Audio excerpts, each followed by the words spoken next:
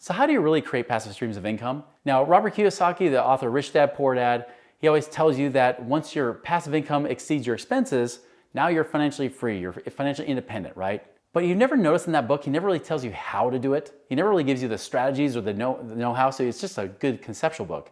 We all love it, but wouldn't it be nice to know how to do it? Well, that's what I'm gonna share in this video today, or one of my top 3 strategies that I actually like to create passive income right now.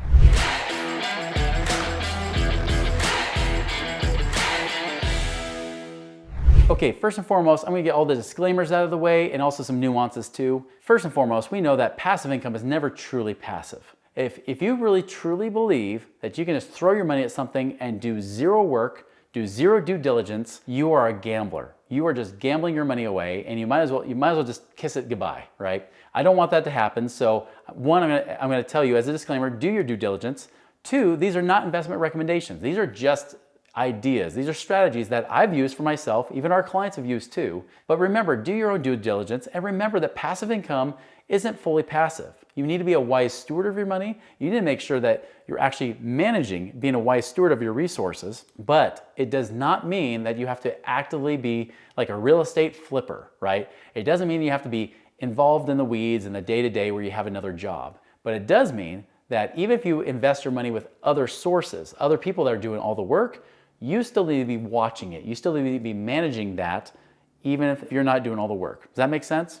Good. Well, once we have that understanding, let's move forward into these 3 strategies right now.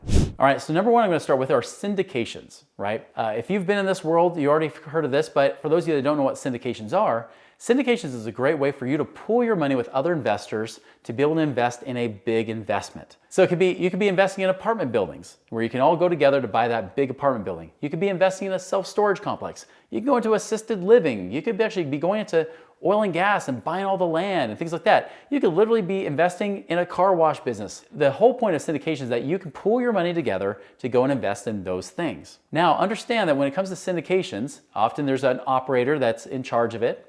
There's general partners, there's limited partners. You'll generally want to be the limited partner. The general partners have all the risk, where a limited partner, if something were to go wrong, you don't get sued, nothing ever bad happens to you. You are literally an investor into the deal, you are passive, hands off, you're not involved in that sense. Now, you could be an equity partner, you could be a debt partner, but usually it's equity. They will usually ask you a question. They will ask, are you an accredited investor? What is accredited investor?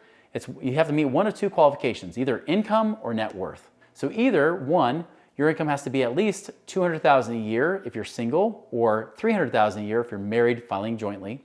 If you don't make at least that much on your tax returns, you don't qualify as an accredited investor, which most of these deals are. Also, on the other side, if you don't qualify for the income, the other way to qualify is by your net worth. They'll take your personal property out because they don't count your own home as an asset. When they take that out, if you still have a net worth higher than $1 million, then you qualify. So if you take away all your home equity and everything, but you add up all your savings and your investments and other stuff that you have, it's at least $1 million, then you can also qualify as an accredited investor. Either one, just depending on your situation, might be harder or easier, but that's what's required. So most of these investments as syndications, you have to be an accredited investor because for whatever reason, the SEC believes that somehow when you have $1 million net worth or you make a certain amount of money, you're smarter with money, which is not the truth at all always. It's kind of a dumb rule, but they're trying to make it harder for people to get into these deals. But there are some non-accredited investments that could be available to you. Just know that most of the time when you hear syndications, they are going to require you to be an accredited investor, but every once in a while you might see one of those that will allow a certain number of non-accredited investors to go into that deal. But as I said, the great thing is you pull all your money together, you go into that deal, and they'll pay you in very different ways. Anything that happens, you happen as a partner, is prorated. If you're a 1% partner in that deal,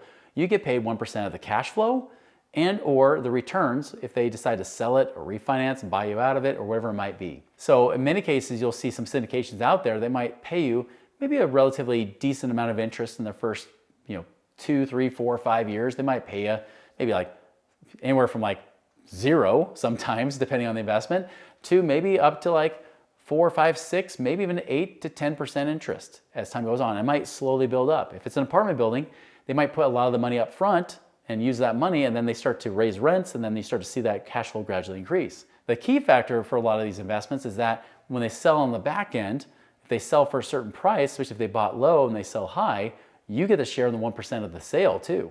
I mean, you can get paid a lot of money. I will give you this warning though. There are a lot of syndications out there that they try to promise that, hey, well, in 5, 6, 7 years, you can double your money.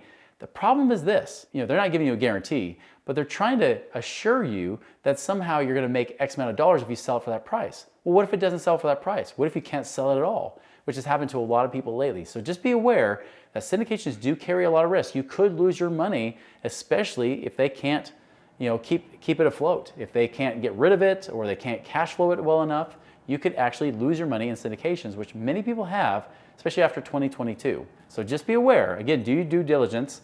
You want to make sure that you're investing in things that actually hold water. I would definitely look for things like, ask questions like, hey, do they use variable rate mortgages if they're trying to get with a mortgage on it? Do they use fixed rate? Can they guarantee some costs? Can they fix their costs? Anything that can get rid of the uncertainty is definitely preferred. By the way, here's a bonus tip for you. I also like to look at track record. How long have they been doing this kind of investing? I don't want to hear like they've done other investments before. I want to know if they've done this kind of investing for at least the last 12 to 15 years. If they haven't, I don't invest with them. So that's my own personal rule. You can have your own, but I like to know that people have not only been in doing these particular type of investments for the last 12 or 15 years, but they've only been doing that kind of investing and they've had a good track record of always paying out to their investors. All right, the second thing you can do are turnkey rentals. Turnkey rentals are different than buying rentals in your backyard. This where you actually go find a turnkey company. They help you find the properties. You even kind of determine within a pretty close range how much money you'll actually make before you buy the property. So you get to pick the property, they help you buy it, they help you even get the financing for it, and then they also help you property manage it. Whether they're doing it or they refer it out to another property manager, you get to be hands-off. This is why, again, this is why I put this in the passive category. I would put it somewhat semi-passive because you have to manage the property manager still, right? Again, you can't be hands-off, ignore everything. You could lose money that way. But the property manager is dealing with the tenants, they're screening the tenants, they're finding the tenants for you, they're dealing with the toilets, the trash and everything else, right? They're dealing with all the issues that are potentially month to month or day to day, but you do get paid on that as well. So after you pay your mortgage payment, after you've paid your property management fees, guess what? You get to keep all the rest of the profits to build and grow to then reinvest and do it again. The thing I love about turnkey rentals is I get paid 4 ways. I get paid the cash flow for 1, then I look at the net cash flow that I get paid on. 2, I get paid guaranteed that because as that rent comes in, I'm using that money to also pay down my mortgage. So they're helping me build equity in my property without me having to pay towards my mortgage. 3, I get tax advantages. And then 4, even better, I love it because I get tax breaks as well, because I get to depreciate the property, which means a lot of the money I get as cash flow, I don't pay taxes on. I might pay a little bit, but I don't pay nearly as much as I would like buying and selling stocks, for example. So I can get paid 4 different ways, and those returns can be massive, amazing. And I think it's one of the safer strategies with the highest upside potential, but I will say this as a warning, lately with higher interest rates, they have not cash flowed as well. So if you're looking at turnkey rentals, you want something that's actually going to be profitable, because if it's not profitable and something goes wrong, you're going to feel like you're paying out money versus earning money. So be careful with that. And then the third one that I actually have liked a lot more lately, especially since interest rates have been going up, is private lending. I can actually lend my money to investors like I'm the bank, and then they have to pay me back a contractual amount of interest. Many of the people that I know I've worked with pay me at least 10 to 12% depending on the terms. Some have even paid me like 15+% a year, depending on the money they want. It might be very short term that they want it. You can get short term lending, you can do longer term lending.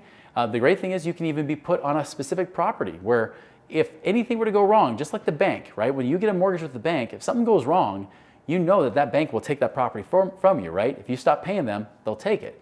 Same thing if you're an investor where you're lending your money to them, if they stop paying you, you could foreclose on them and take that property back.